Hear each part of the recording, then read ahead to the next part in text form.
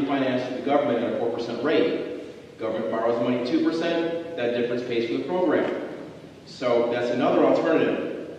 So I think between the Merkley mortgage and eminent domain, I'm looking for resolution. Everybody in this room, I think everybody in the whole state that's underwater or basic foreclosure is looking for resolution. So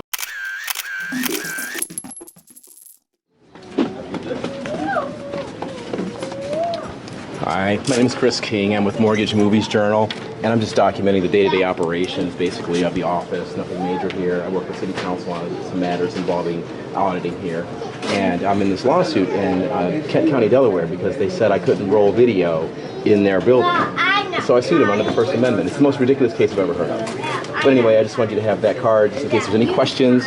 I'm not here to video you. I'm here to video the office. And that's all I was trying to do there. Okay. But yeah, thank you so much.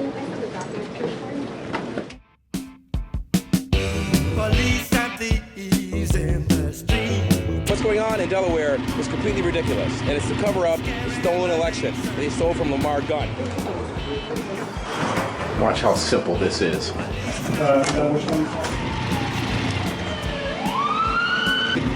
here with KingCast Mortgage Movies. I'm about to walk into the county administration building right over here, and I'm going to run some B-roll video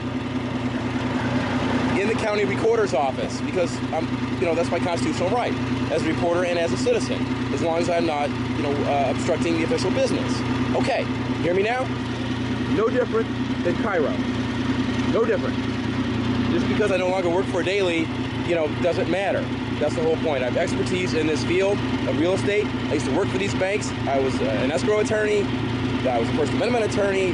I wrote for Daily Press.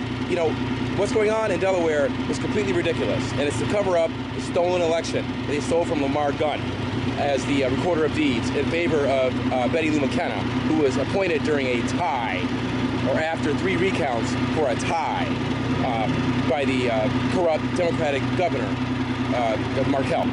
Hear me now.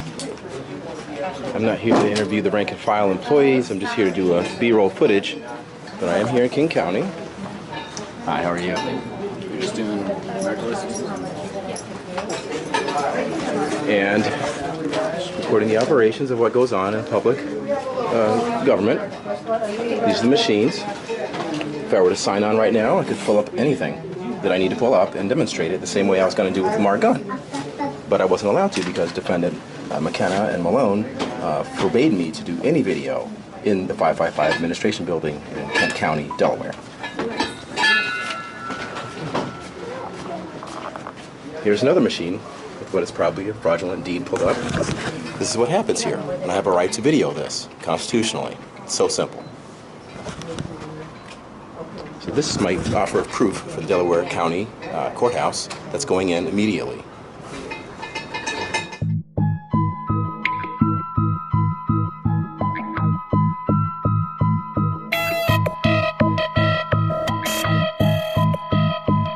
It was a full house today, and city councilors were quite receptive. That's all I'm going to venture at this point. Christopher King and Christopher will be followed by Heather Henson, who will be our last speaker. Good afternoon, and thanks for the opportunity to speak briefly on this matter. And I'm here to commend you all, basically, on what I understand to be your ongoing efforts to audit the county registry in the area of registries of deeds.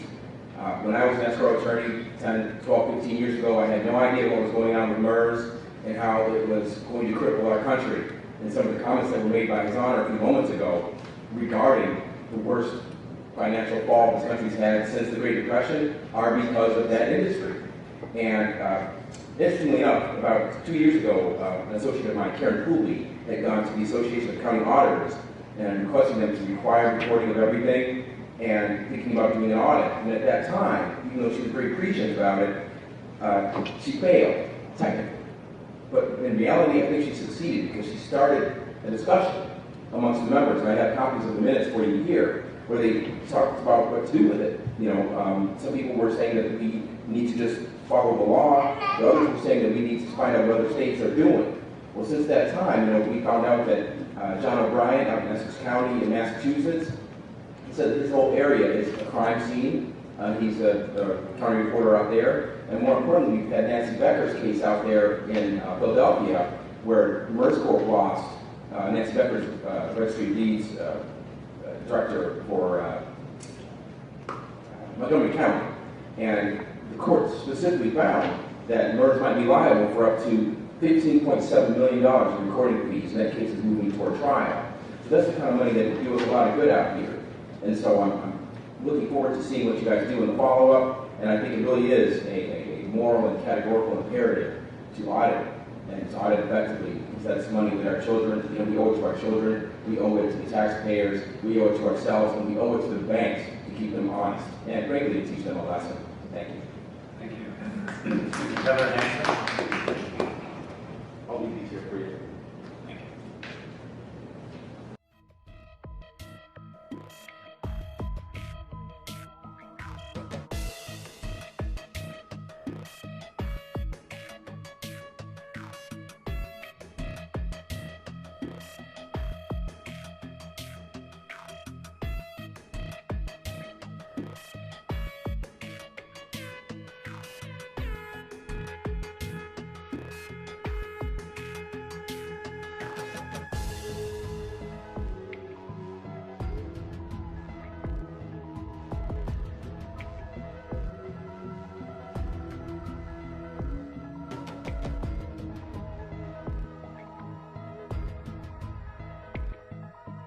Difficult, but not impossible.